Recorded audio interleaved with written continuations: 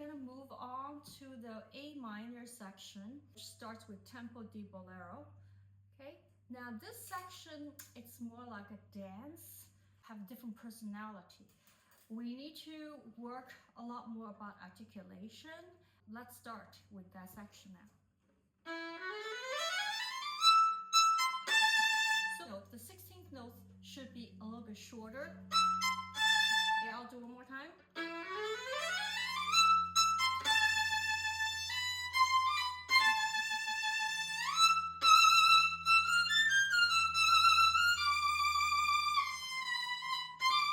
Now be very careful with the rhythm here. It's dotted.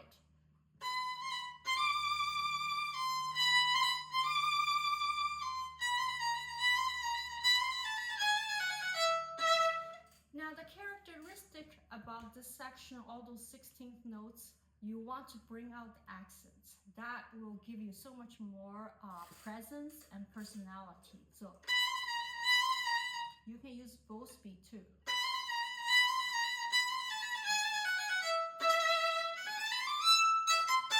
Okay, so this is the same. I will move on to the ricochet section.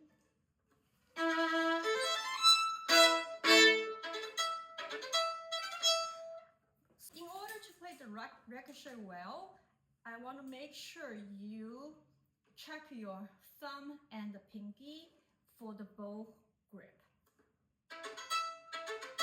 You can do very slowly, or you can still, first you need to practice maybe slur.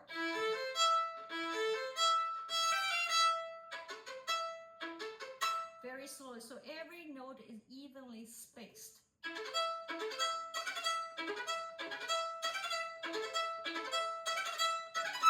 See, this way it sounds very clean and actually sounds more bouncy and has a lot more personality. Let's move on to where we're gonna have the upper staccato.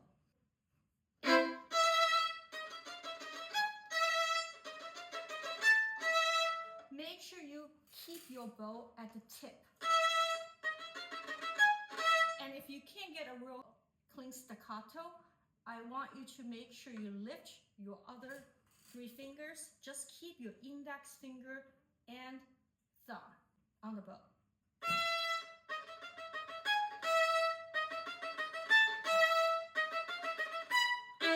So it comes out very, very clear.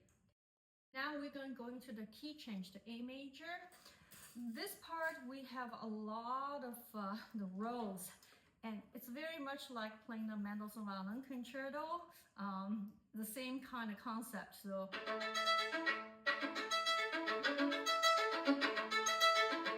I would highly suggest to work on just the chords.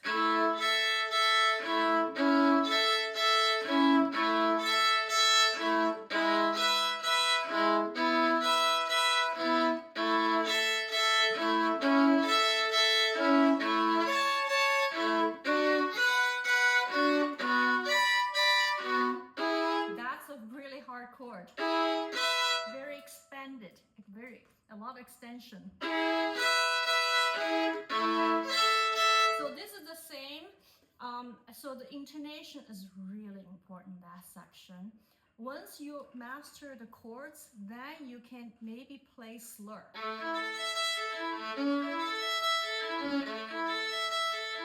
Again, you have to play very evenly. You accompany the piano. Piano has the solo. So let's try to bounce in the middle part of the bow.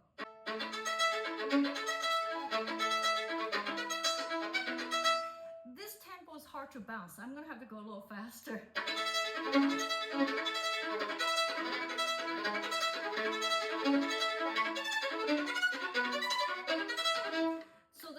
Has a lot to do how you bounce the bow. The slower, it's the harder. You have to practice slower to clean up, okay? Now I would like to talk about the cadenza leading into the D major section.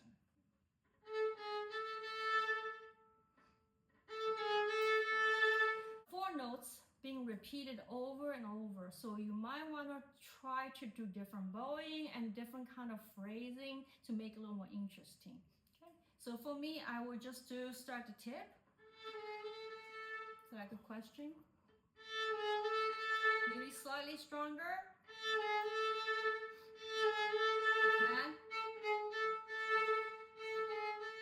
Man, diminuendo.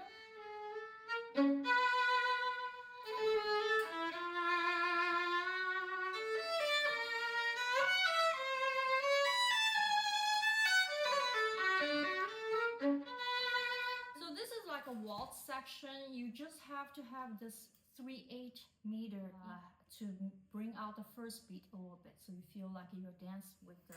It is a ballet piece, so it is dancing. Okay, let's move on.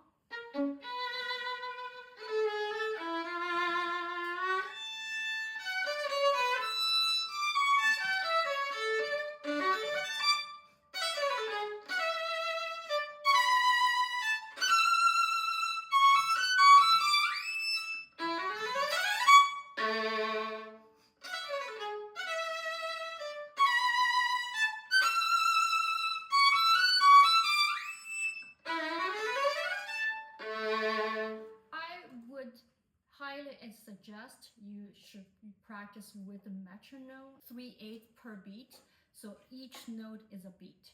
Let's start with the 30-second notes run. 1, 2.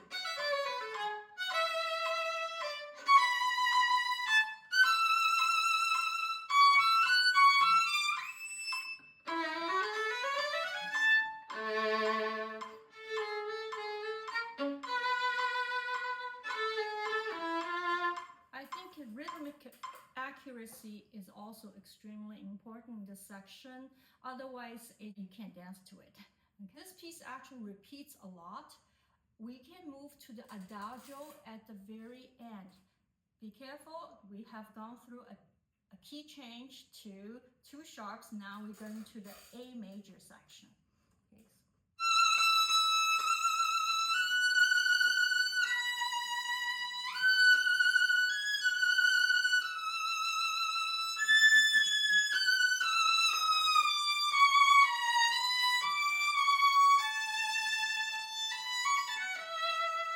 This section is so beautiful and grand. It's the grand finale. Use lots of flowing kind of bow stroke. Keep the vibrato very connected, so you don't stop vibrato from note to note. Okay. Now we're gonna move on to the appassionato. So I'll start with the cadenza.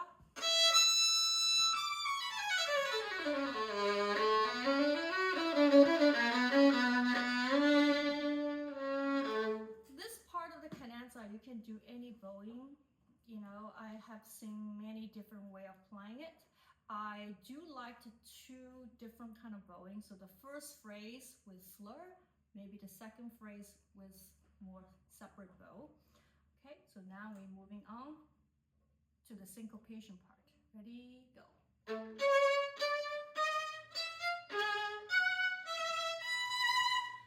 I would prefer you stay at the tip of the bow for a very clean sound and good articulation. And you can start up bow. You can try experiment different way.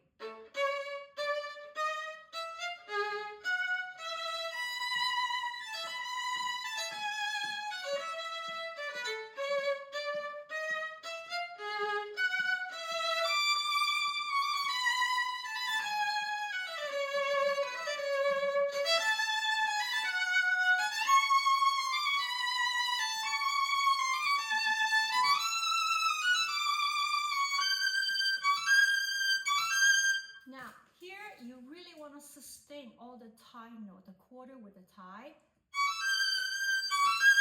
Don't diminuendo on those notes.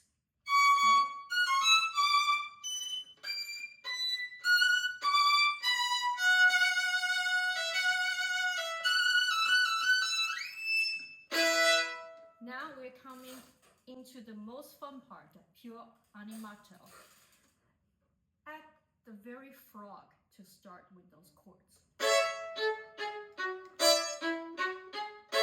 I would like to start this section slightly slower tempo, then gradually building up to a very exciting tempo. Okay, So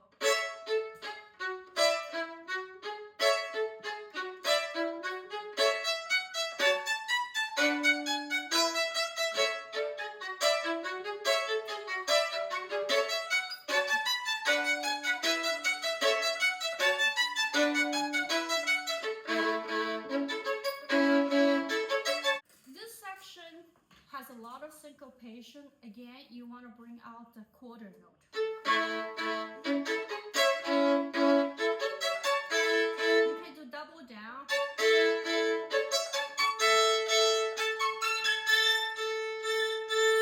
Now I'm going to talk about the very end, those chords. It has dashes on it, so you can play a bit longer than a quarter. So very full sound. Don't diminuendo at the tip of the bow.